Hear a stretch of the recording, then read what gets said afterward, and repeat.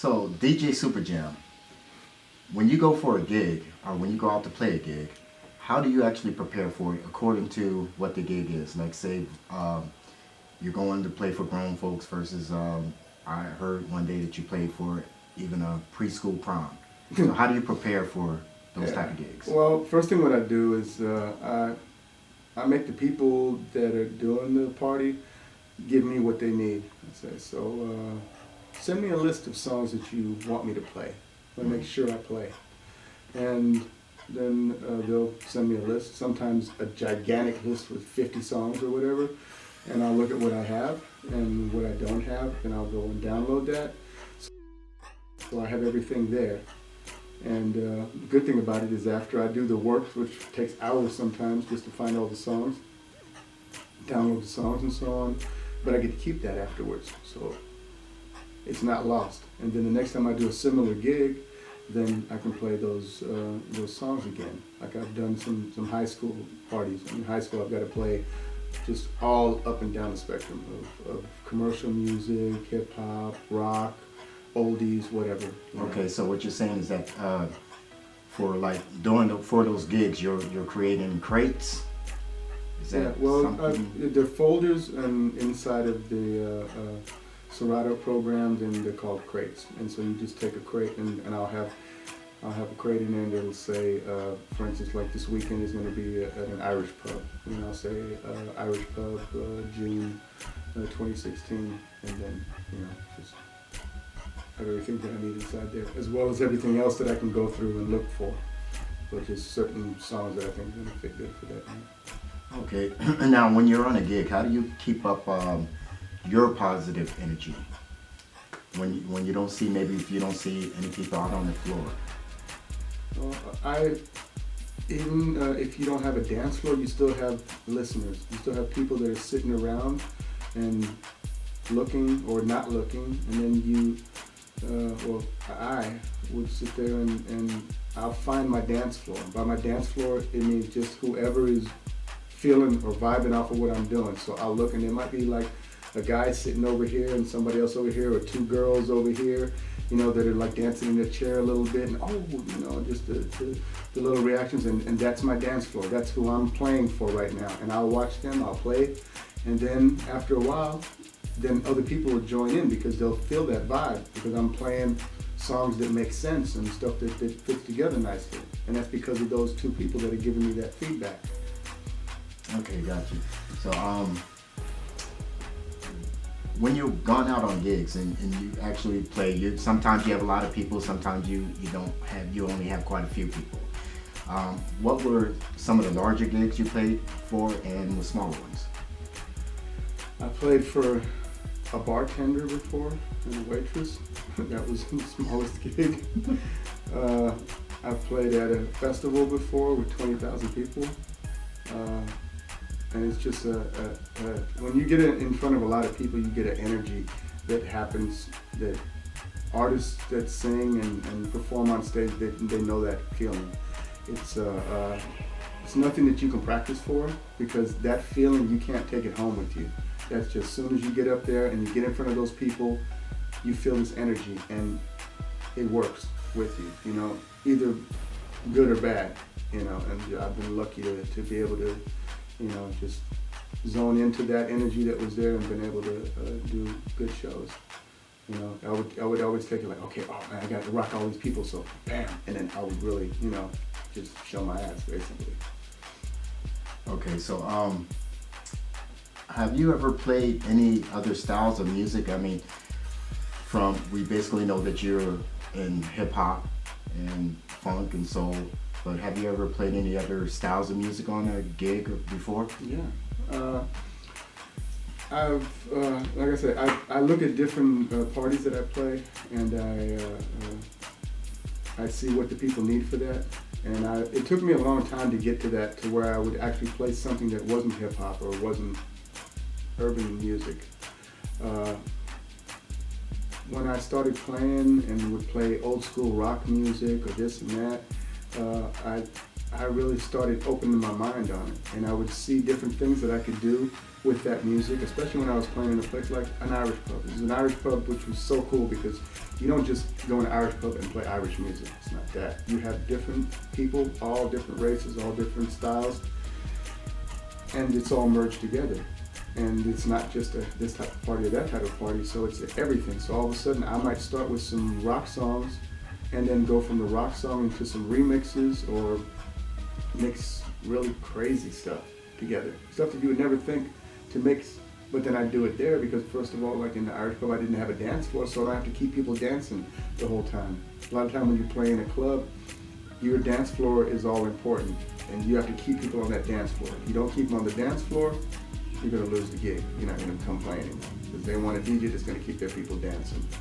You know, and in the Irish pub, it was always a different thing, and I could just experiment, do really weird things like mix Hotel California and Cupid Shuffle, you know, and look at the reaction, and they're like, "This is first," and you're like, you know, do little loops and stuff, and yeah. Okay.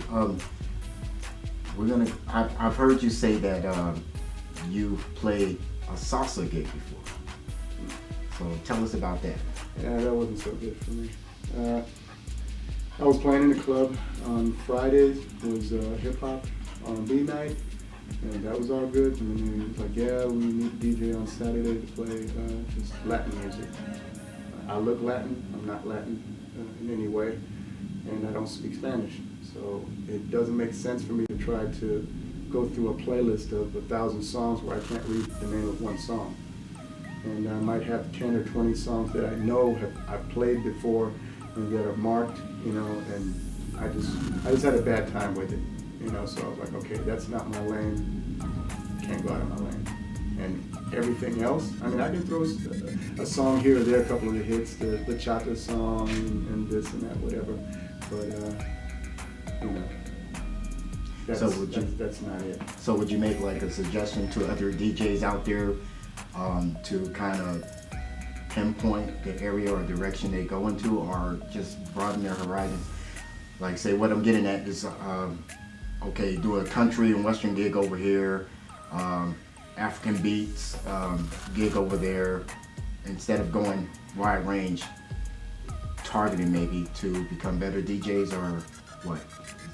I mean, you got to see what you can do. I can play almost anything, but I had a problem with that because the words were in Spanish, and that's the only time that I had that where the music was in a language that I couldn't read. So for that reason, that was why that didn't work. I mean, I'll play Suavemente and all the conga or whatever, you know, all the Latin or Latin type beats, you know. If I'm playing in a place like, or at a wedding or something where they want to hear all different style hits, you know, but just for me, that was the only music, you know. I mean, okay, like I guess country and western, I also don't know very much about that, you know, so I also don't want to play a music where I'm not too crazy about the music itself. I don't play techno parties because I couldn't sit there and play techno music and play it with a love just to play for money. That I've never done that, and I don't think I could, because then I have to stop loving what I'm doing, and it's just a job now, you know, and it's far beyond that. Okay, I'm gonna throw a few names out at you, and you can respond any way that you feel, but they're probably gonna be people that may have influenced you one way or the other as far as you being a DJ. Okay. So y'all set? Give it a shot. All right, here we go. First name, James Brown. James Brown. The most sampled artist, I guess, with his drums, the drum loops from James Brown. I actually saw his band, Maceo Parker, Fred Westley, Pee Wee Ellis in Frankfurt in the 90s. Went to the sound check. Fred Westley was really cool. He was sitting there cleaning his trombone, and I was like, "Hey, what are you guys doing?" I was like, "All right, come by, you know, see what's up with the concert tonight." He said, "All right, yeah, you want to come by? Yeah, just put your name on the list." So I was like, oh wow, that was cool. That was easy, you know.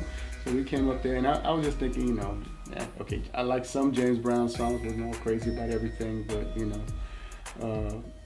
I was like, yeah, okay, we'll go check out James Brown's band. And so we get in there and we're listening and everything. You know, it's a cool concert. Everything's smooth. All of a sudden they break down. And they played this one horn riff and like boom, da da da da da da, and I'm like, oh my God, that's Parliament's horn section.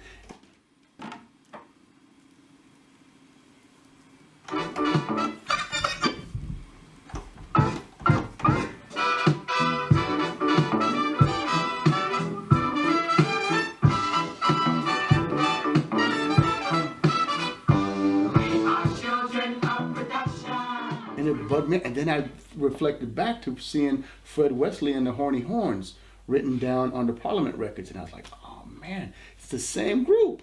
It's the same group that was there with James Brown. You know, that was my connection through James Brown. The fuck you laughing at?